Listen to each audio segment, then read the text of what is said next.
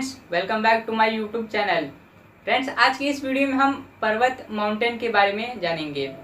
तो माउंटेन को हम सामान्य भाषा में अगर परिभाषित करें तो पर्वत एक ऐसा त्रिकोणाकार स्थल रूप है जिसका ऊपरी सिरा नुकीला होता है, जिसे शिखर कहा जाता है, और जिसके किनारे 25 डिग्री से 40 डिग्री के बीच होते हैं।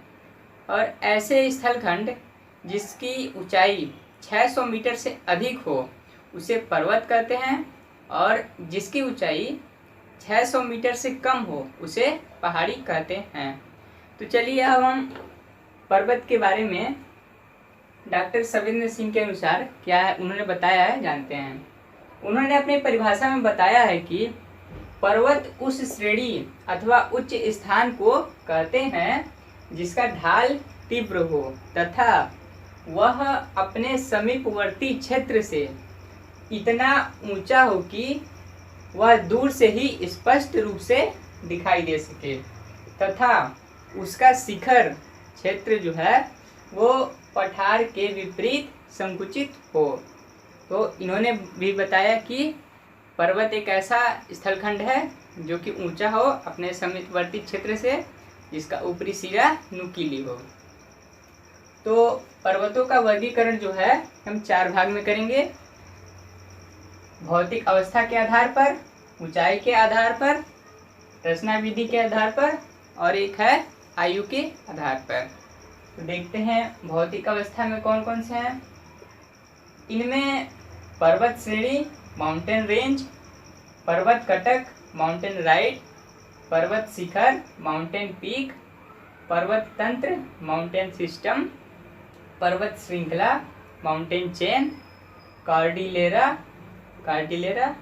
और लास्ट है एकाकी पर्वत आइसोलेटेड माउंटेन्स। और ऊंचाई के आधार पर जो है इसे 4 भागों में बांटा गया है: कम ऊंचे पर्वत, निचले पर्वत, मध्यम ऊंचाई के पर्वत, अधिक ऊंचाई के पर्वत। और रचना विधि के आधार पर इसे 5 भागों में बांटा गया है: मोड़दार पर्वत, गुंबदाकार पर्वत,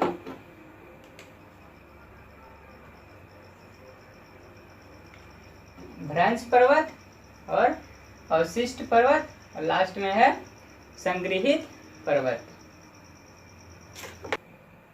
आयु के आधार पर पर्वतों को 4 भागों में बांटा गया है: चर्नियन पर्वत निर्माणकारी घटना, कैलिडोनियन घटना, हर्सिनियन घटना और अल्पाइन घटना। भौगोलिक अवस्था के आधार पर वर्सेस्टर के अनुसार ये 7 प्रकार की पर्वतें होती हैं। पहला है पर्वत श्रेणी। इनका जो विस्तार होता है वह बहुत ही लंबी दूरी तक होता है और ये बड़े बड़े प्रदेशों में पाया जाता है। इसका उदाहरण है हिमालय। दूसरा है पर्वत कटक।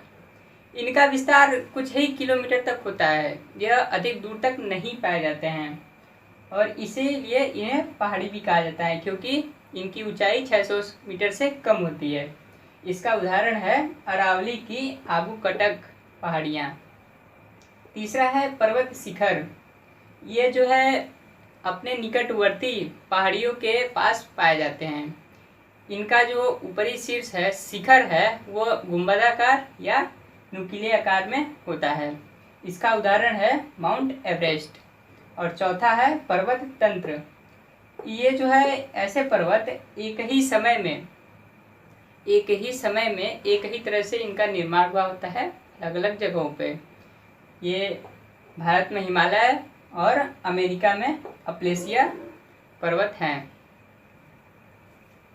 और 5वां है पर्वत श्रृंखला। इसमें जो है पर्वतों का असमान क्रम में और असमान कारणों से विकसित होना होता है। इसका उदाहरण है ये जापान में पाए जाते हैं। और 6वां है कॉर्डिलेरा। इसके ये जो पर्वत हैं विभिन्न युगों में पर्वत जो पाए जाते हैं वो है कॉर्डिलेरा। इसका उदाहरण है उत्तरी अमेरिका। और जो 7वां पर्वत है वह है एकाकी पर्वत। इन पर्वतों का निर्माण ज्वालामुखी के कारण होता है और इनका विस्तार ज्वालामुखी के कारण होता रहता है और टूटता फूटता रहता है। इसका जो उदाहरण है नीलगिरी और केनिया है। ऊंचाई के आधार पर प्रोफेसर फिंच ने 4 प्रकार से पर्वतों का वर्गीकरण किया है। पहला है कम ऊंचे पर्वत, इसकी ऊंचाई 900 मीटर से लेकर 1350 मीटर तक होती है। और दूसरा है निचले पर्वत, इसकी ऊंचाई 600 मीटर से लेकर 900 मीटर तक होती है। तीसरा है मध्यम ऊंचाई के पर्वत, इनकी जो ऊंचाई होती है वो 1350 मीटर से 1800 मीटर होती है। और चौथा है अधिक ऊंचाई वाले पर्वत, इनकी जो ऊंचाई होती है वो 1800 से अधिक ही होती है। रचना विधि के आधार पर पर्वतों को 5 भागों में बांटा गया है। पहला है मोड़दार पर्वत, फोल्डेड माउंटेन्स। इन पर्वतों का रचना जो है वो धरातल के बीच होने वाले खिंचाव के कारण, किन्हीं भी शक्तियों के कारण जो खिंचाव होता है उसके उत्पन्न होने से ये मुड़ जाते हैं, फोल्ड हो जाते हैं। और दूसरा है गुंबदाकार पर्वत। धरातल के नीचे जब लावा जो है वो एकत्रित हो जाता है तो जो ऊपरी सतह है वो ऊपर की ओर उठ जाती है, जिससे कि गुंबदाकार पर्वत का निर्माण होता है। इसमें मोड़दार पर्वत में एंडीज पर्वत और हिमालय की पर्वत आते हैं, और गुंबदाकार पर्वत में हेनरी पर्वत आते हैं। और भ्रंश पर्वत जो है इसमें धरातल के किसी भी 2 समानांतर क्षेत्र में भ्रंश हो जाने के कारण इन पर्वतों का निर्माण होता है। इसमें ब्लैक फॉरेस्ट ऑफ फ्रांस ये मुख्यतः यहाँ पाए जाते हैं। चौथा है अवशिष्ट पर्वत, रेसिडुअल माउंटेन्स। इन पर्वतों का निर्माण आच्छादन प्रक्रिया के द्वारा होता है। इनमें धरातल के सतहों पर काट छाट होती रहती है, जिससे कि इन पर्वतों का निर्माण होता है। इसमें राजस्थान का आबू खंड है। और पांचवा है संग्रहित पर्वत, माउंटेन ऑफ एक्यूमुलस। इसमें जो है अपरदन प्रक्रिया या अन्य प्रक्रिया के द्वारा ये धरातल पे एकत्रित हुए पदार्थों से मिलकर इन पर्वतों का निर्माण होता है।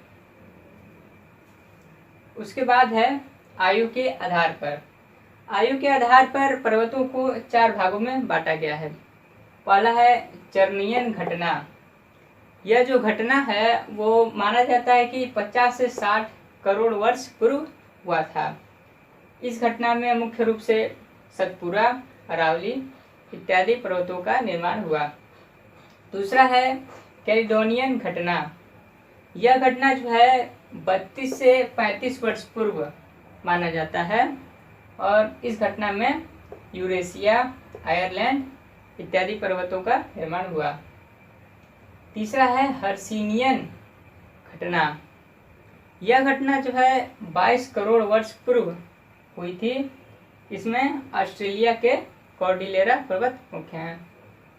चौथा है अल्पाइन घटना। यह घटना 6 से 7 करोड़ वर्ष पूर्व हुआ था। इसमें मुख्य रूप से न्यूजीलैंड, यूरोप इत्यादि पर्वत पाए जाते हैं। तो आज का ये टॉपिक हमारा जो है वो ख़त्म हुआ। यह मेरा वीडियो कैसा लगा कमेंट बॉक्स में ज़रूर कमेंट करिएगा, और मेरे इस वीडियो को शेयर करिएगा। Thank you.